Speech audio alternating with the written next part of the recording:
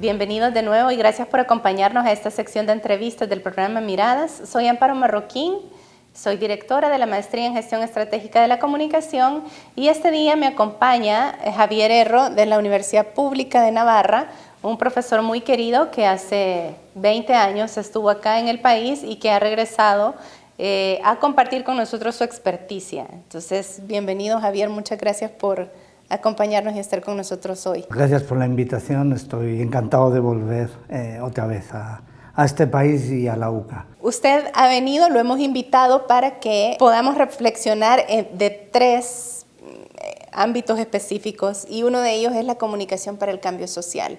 Usted ha venido trabajando como periodista, como gestor de la comunicación en espacios públicos, con movimientos sociales. ¿Qué quiere decir eso de comunicación para el cambio social? ¿Cómo se come ese asunto? Comunicación para el cambio social. Es un tema complicado que no tiene respuestas sencillas ni tan siquiera certezas.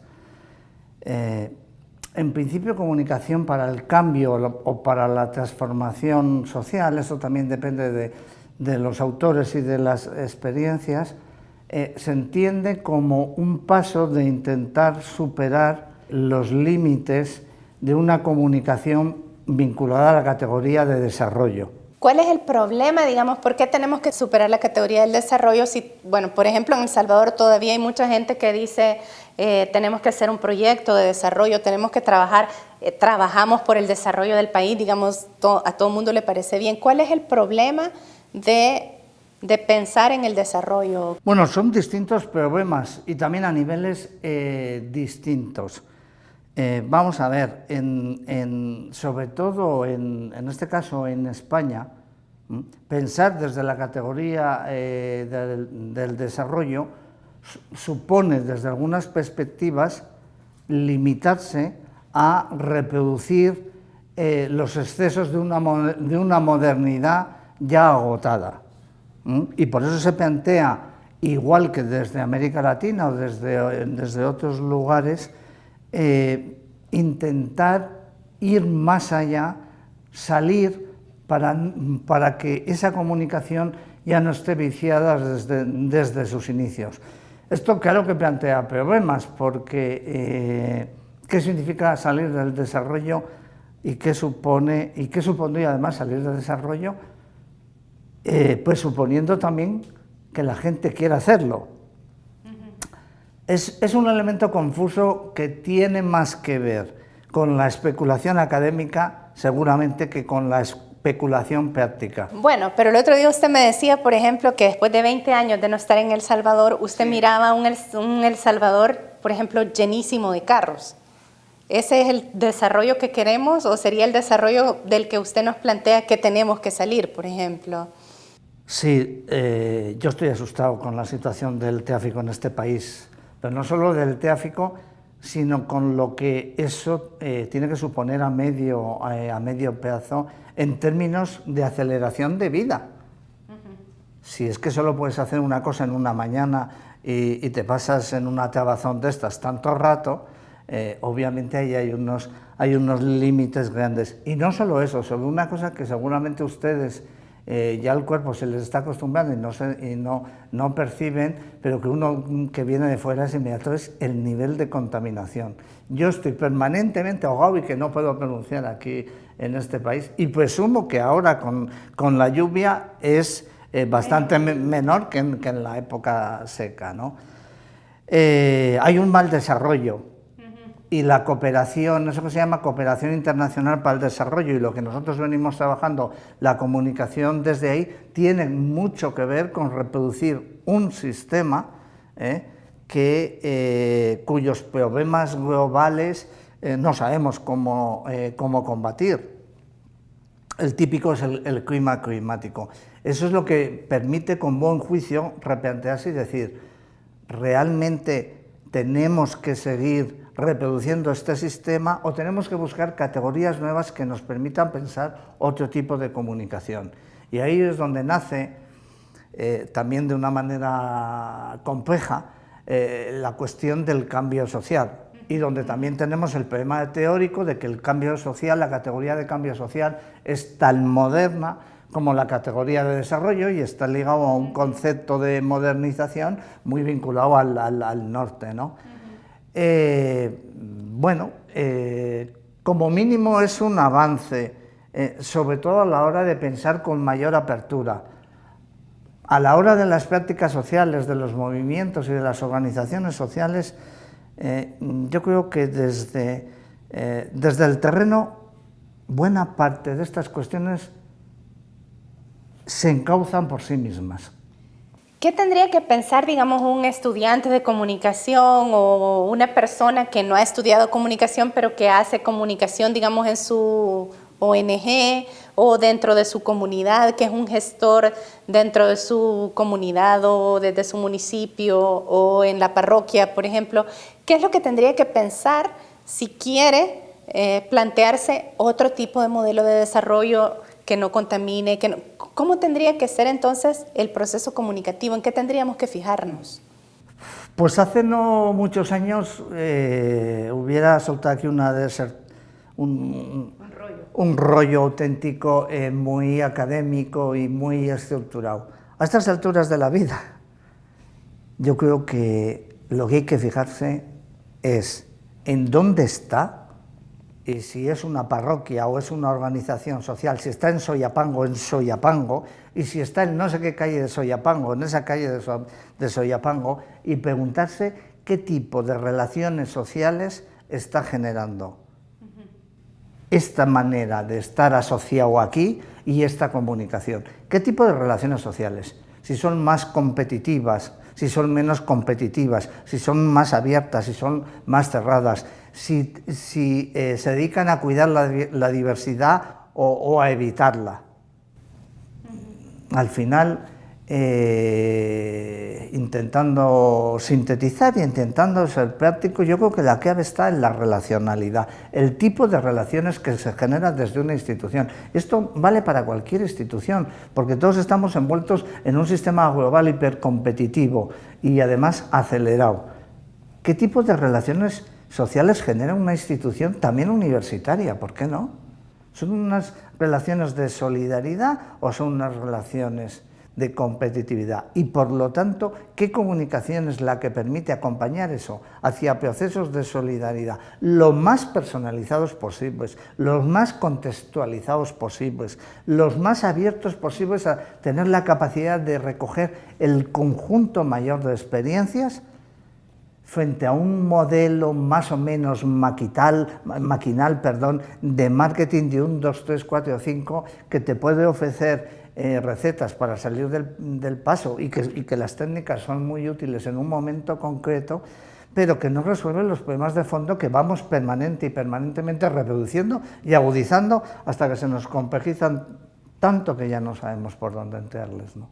Usted nos ha insistido que hay nuevas urgencias que a usted le parecen necesario pensar.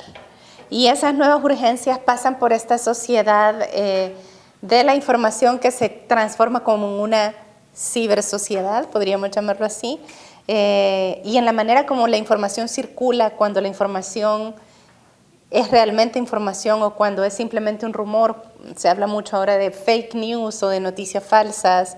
Se habla mucho de la necesidad de tomar postura frente a esa situación. Incluso en algunos momentos se dice, no, es que la academia o los medios de comunicación son en realidad los que nos están desinformando. ¿Qué es lo que está sucediendo en ese sentido en Europa? ¿Cómo mira usted esto? ¿Qué tendríamos que estar pensando en relación con estos temas? La cibersociedad tiene el debate entre la ciberseguridad o la ciberdemocracia.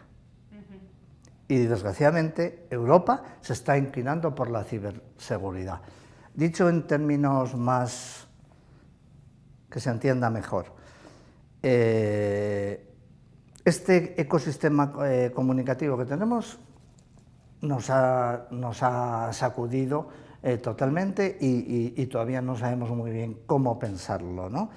Se genera todo y además produce toda una, y eso es verdad, es como lo analiza Europa, toda una geoestrategia, una geopolítica de desinformación, que no tiene que ver con noticias falsas que circulan por ahí, sino todo un sistema integrado de desinformación que amenaza la socialidad y que amenaza el sistema democrático representativo europeo, ¿no? Los casos ahí están, los casos de la maquinaria rusa para alterar elecciones, hay casos, bueno, por supuesto de Estados Unidos, Comteam, por supuesto China, y eso es solo una parte. Se supone que por debajo de eso hay cosas que desconocemos, pero de gran peso, y de gran peso económico. Ahí están los grandes conglomerados, Facebook, estas cosas, ahí están los Big Data, ahí están nuestros perfiles, y la situación de que no solo nos conocen mejor que nosotros, porque no solo conocen nuestro consciente, lo que hacemos, los datos que les dejamos y los perfiles que hacen, sino nuestro inconsciente. Lo que nosotros no sabemos de nosotros mismos, ellos ya se lo saben. Y encima, con esos datos que se los damos gratis, negocian. Y negocian sin que sepamos dónde, ¿no? Y sin que haya va a decir el más mínimo control, eso es exagerar, el control suficiente sobre esas compañías, ¿no? El otro día, un día antes de venir, la semana pasada de llegar aquí, en Google admite que nos graba el 2% de esas conversaciones de la casa inteligente que tenemos, y el 2% se nos graba. O sea, ya no se trata de tener un perfil nuestro hecho de los rastros que dejamos por las redes, sino lo que quieren de nosotros ya es la intimidad más íntima. A mí esto me pone los pelos paraditos, esto a mí, ¿eh? Esto asusta tanto que se empieza a sacar normativas, se empieza a trabajar, es un inicio, Europa es pionera, pero con la obsesión de controlar el sistema electoral y de controlar los enemigos externos, es decir, la geopolítica de países, y los enemigos internos, que puede ser el terrorismo, de una manera absolutamente ambigua, con lo cual el margen para ser terrorista pues cada vez es más amplio, y a uno le da más miedo, y con posibilidades de ir cerrando, y esto está sucediendo en la libertad de expresión. Es una batalla entre qué es lo que nuestras sociedades necesitan más: mayor nivel de seguridad, lo cual implica mayor nivel de control, mayor nivel de acceder a nuestra vida privada, o necesitamos procesos democráticos con libertad de expresión y los valores que conocemos que vienen asociados con la democracia. En esa batalla, en el caso de Europa, lo que usted ve es que está ganando la seguridad. Es decir, nos importa menos la libertad de expresión, estamos dispuestos a ponerla, a guardarla en un cajón, o a decir, bueno, no vamos a tener libertad de expresión, no vamos a tener derecho a la intimidad, pero vamos a tener seguridad. Y parecería que ese es un poco el rumbo que va tomando de pronto también en nuestros países en América Latina. Bueno, usted sigue un poco esto, no sé cómo lo mira, pero parecería que de alguna manera no es una cuestión europea, sino es una cuestión finalmente global.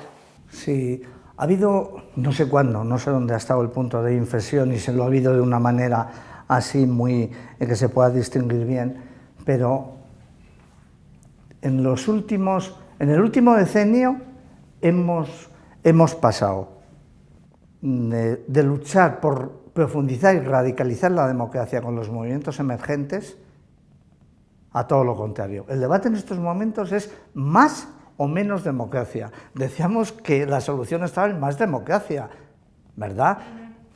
Participación, todo eso, ¿verdad? Acercar, mejorar la representación, acercar... Bien, pues ahora, con el mensaje del miedo, lo cierto es que todo lo contrario, y no nos tenemos que engañar en esto, o se da un giro, o se trabaja muy bien esto desde la comunicación, desde los profesionales o desde la academia, o la gente va a pedir seguridad, porque ya la está pidiendo seguridad. Es muchísimo más fácil meter el miedo en el cuerpo social, que meter la confianza. La confianza cuesta mucho construirla y destruirla poquito. Definitivamente. Quizá como para ir cerrando, pero no cerrar con esta sensación de desasosiego, de... ¿Hay fisuras en un sistema como este? ¿Dónde ve usted las posibilidades justamente de seguir construyendo una comunicación para el cambio social y de seguir militando por los derechos humanos, por los movimientos sociales y por la posibilidad de una sociedad más inclusiva, más incluyente, más solidaria? Pues yo creo que hay más posibilidades que nunca. lo digo, pero tenemos que pensar el momento desde el pensamiento paradójico, tenemos que pensarlo desde las paradojas. Si se intenta cerrar este sistema es porque se sabe que el poder de las redes sociales es enorme. Y por eso, como da tanto miedo, el caso de Julian Assange, entonces se cierra en lo básico. La cuestión es cómo se articula y se trabaja todo eso. Pero claro que sí, desde la propia estructura de lo que está haciendo la Unión Europea no puede sacar un discurso casi autoritario sobre esto, y saca un discurso muy abierto y reconoce que esto no se resuelve sin la participación de la sociedad civil, de los profesionales. El problema es, y hace un buen discurso y un buen análisis, yo participo de buena parte de ese discurso. La cuestión es que luego, en la práctica, es donde está el riesgo de que se derive solo hacia eso. ¿De qué va a depender que eso nos suceda? De nosotros. Para empezar tenemos que pensar de otra manera esto en las facultades, y como profesionales de la comunicación tenemos que empezar a verlo de otra manera, ¿no? Y si actuamos por ahí, si vamos cambiando cosas, yo creo que las posibilidades son grandísimas, y hay muchos movimientos y líneas de trabajo y de investigación, y se están haciendo. Por supuesto no son hegemónicas y no serán en mucho tiempo, pero yo no soy nada determinista, pero ahí está el cambio social, el cambio climático. Todos sabemos que estos problemas son tan complicados que no tienen soluciones fáciles y los tenemos que hacer entre todos. Ecología de saberes. Yo me imagino, me imagino que problemas serios que pasan en las realidades centroamericanas, como pueden ser el tema que hablamos de la contaminación, desestructuración, tema pandilleros, no vamos a resolver los problemas de la ciberseguridad. ¿Por qué? Pues porque las redes permiten lo que permiten, y permiten con pocos recursos hacer cosas tremendas. Con lo cual la propia Unión Europea es consciente de eso. La cuestión es que todos estamos asustados y la Unión Europea y dice, a ver cómo hacemos esto sin que tengamos que cambiar este sistema neoliberal y sin que esto se nos reestructure mucho. Pero tendremos que reestructurar y tendremos que repartir si queremos sobrevivir como sociedad, ¿no? Pues sí. Pues Javier, muchísimas gracias, se nos acaba el tiempo, pero me acaba de recordar usted ese verso de Antonio Machado, de un poeta de su tierra, ese de todo lo que sabemos, lo sabemos entre todos, ¿no? Al final eso sería como la ecología de saberes, y bueno, pues ojalá que en un futuro cercano podamos seguir este diálogo de saberes entre Europa y Centroamérica y El Salvador, y ya sabe que siempre lo esperamos por acá. Pues un placer y encantado, siempre que me invitéis, aquí estaré. Bueno, muchas gracias, y amigo, muchas gracias por acompañarnos en esta conversación con el profesor Javier Erro de la Universidad Pública de Navarra.